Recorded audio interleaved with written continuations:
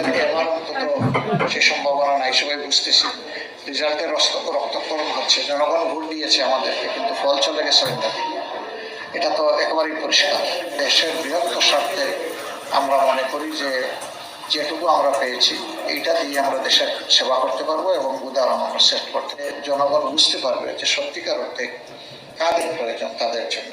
জামাত হবে বিবেক পরিচালিত বিরোধী দল, জামাত হবে জনবান্ধব বিরোধী দল, জামাত হবে দেশপ্রেমিক বিরোধী দল।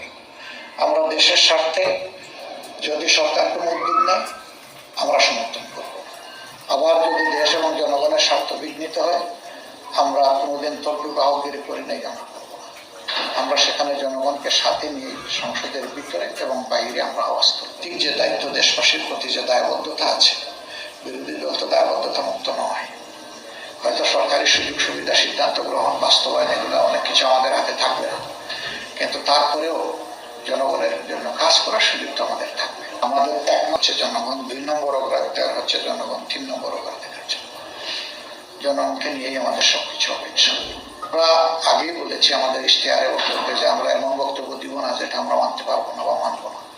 আমরা যা বলেছি ইনশাআল্লাহ আমরা এটা মানবো উইথ ফুল